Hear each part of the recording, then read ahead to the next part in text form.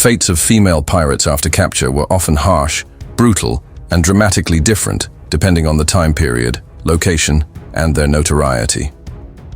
Here's a detailed look that might indeed leave you speechless. Execution was common, but not guaranteed. Most captured pirates, male or female, were executed by hanging. Female pirates were not always spared this fate, but gender sometimes complicated their sentencing. Anne Bonny and Mary Read, two of the most infamous female pirates of the early 18th century, were captured in 1720 and sentenced to death in Jamaica. However, both claimed to be pregnant, a legal loophole known as pleading the belly.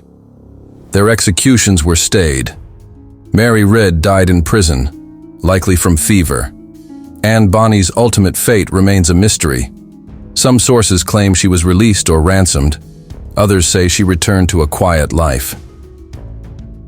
Imprisonment was grim female. Pirates who were imprisoned often faced horrific conditions. Disease, starvation, and overcrowding were rampant in 18th century prisons. Some women gave birth in prison, and their children died from neglect or illness. The social stigma of piracy, especially for women, meant little sympathy or aid was offered. Gender sometimes saved them. Temporarily, because women were not expected to be pirates, courts and authorities were sometimes reluctant to execute them outright. They were seen as morally corrupt or misled by men, rather than independent agents. This led to reduced sentences, but often followed by exile or re-enslavement, being forced into marriage or servitude, especially in colonial settings. Torture and public shame in some regions. Female pirates faced public humiliation or torture before execution. In parts of Europe, women could be burned at the stake or paraded naked in town squares. In Asia and the Middle East, female pirates could be mutilated or publicly beheaded. Some escaped and disappeared. A few women managed to escape entirely. Ching Shih, the legendary Chinese pirate queen, commanded a fleet of over 300 ships and 20,000 plus pirates. After a long and powerful career, she accepted amnesty from the Chinese government and lived out her days as a respected aristocrat and businesswoman. In summary, the fates of female pirates after capture were typically grim, but not always. Some were executed or died in prison, some faded into obscurity, and a rare few, like Ching Shih, walked away unpunished. The brutality, betrayal, and occasional miracle of their stories make them unforgettable. That brings to life the harrowing and surprising fates of female pirates after capture. The Gallows, or the Grave, a chronicle of captured pirate women. The air was thick with salt and sweat as the British Navy dragged Anne Bonny and Mary Read from the wreckage of revenge. Shackled and bruised, the two stood defiant before the court in Spanish Town, Jamaica. Male pirates from their crew had already been marched to the gallows, bodies swinging in the wind like broken marionettes. But when the sentence came, death by hanging. Both women did something unexpected. They smiled. "Your Honor," Mary Read said, standing tall in chains. "I plead my belly." Gasps echoed through the court. They were pregnant.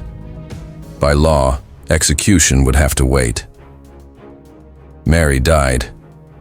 Months later, in a filthy prison cell, her child lost, her name scratched into the damp stone walls. But Anne simply vanished. Some say her father ransomed her. Others whisper she escaped, changed her name, and lived to old age, her cutlass buried beneath floorboards in Charleston. Across the ocean, Jeanne de Clisson, the lioness of Brittany, fared differently. Betrayed by the French crown, she turned pirate to avenge her husband's execution. She painted her ship black and her sails blood red. Ruthless and efficient, she captured French vessels and slaughtered every nobleman aboard. When she was finally cornered, her ship ablaze, Jeanne did not beg. Instead, she disappeared into the forests of Spain, re-emerging years later as a noblewoman, her past as a pirate forgotten, until historians uncovered the truth centuries later. But not all were so lucky. In the Caribbean, a lesser-known pirate, named Rachel Wall, met her fate with no mercy. In 1789, she was caught robbing ships off the coast of Massachusetts. At her trial, she admitted, "I was never afraid of death, but I am afraid of a dull life." She was the last woman hanged in Massachusetts. And then there was Ching Shih, mistress of the South China Sea.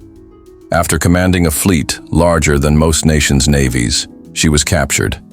Yet the Chinese government, unable to defeat her by force, offered her a deal: full pardon, all her wealth, and a place in high society if she would retire. She agreed. Ching Shih lived into her 60s, running a gambling house in Guangzhou, the only pirate queen in history to retire rich and free. Their fates were as varied as the tides. Some died in chains, some lived in disguise, and one ruled into old age. But they all defied the world's expectations of what a woman could be, and paid, or profited for it. Shadowed corners of history, where justice was twisted, legend was born, and the line between villain and hero blurred. The tale continues, shackled queens and silent graves. In the cells beneath Port Royal, where sunlight was a stranger and rats chewed through bone, Christina Anna Skite waited for judgment. She had once been a noblewoman in Sweden, the daughter of a baron. But bloodlines couldn't stop the sea from calling. She and her husband turned pirate, terrorizing the Baltic aboard a swift vessel named the Fortune's Bride. When capture came, the courts didn't know what to do with a baron's daughter turned buccaneer. Her husband was beheaded, but Christina, she claimed madness. Perhaps she faked it. Perhaps not. But instead of the scaffold, she was locked in a convent for 15 years, her soul slowly ground into dust by silence and penance. Far south, in the heat of the Indian Ocean, the pirate Sayyida Al-Hurra was no prisoner, she was a queen. After fleeing from the fall of Granada, she ruled the city of Tetuan and commanded a fleet of Barbary corsairs. Her pirates plundered the coasts of Portugal and Spain with divine fury. Even after her political rivals ousted her, Sayyida was never captured. She faded into exile, her wealth intact, her name etched into Islamic history as the last woman to hold the title of Queen of the Pirates. But for every queen, there was a woman who died unknown. In the ruins of a crumbled English prison, records tell of the Red Moll, a fiery-haired pirate who fought under Captain Howell Davis. Captured near the Gold Coast, she disguised herself as a boy until a sailor betrayed her for a bag of coin. She was hanged 2 days later. No sermon, no mercy. Her body was buried in an unmarked grave outside the city walls. And then, there were those whose tales never made the record books. Women from enslaved communities who turned pirate to escape chains. Indigenous women who fought for sovereignty at sea. Their names were stripped by time, but their rage, resistance, and rebellion pulse through maritime folklore. Final reflections. What happened to female pirates after capture? Some died screaming, some died singing, others bargained, vanished, or triumphed. But one truth remains. They were dangerous, not because they were women, but because they were free. They defied kingdoms, rewrote laws, and laughed in the face of executioners. Their stories were buried, burned, or forgotten, not because they failed, but because they dared.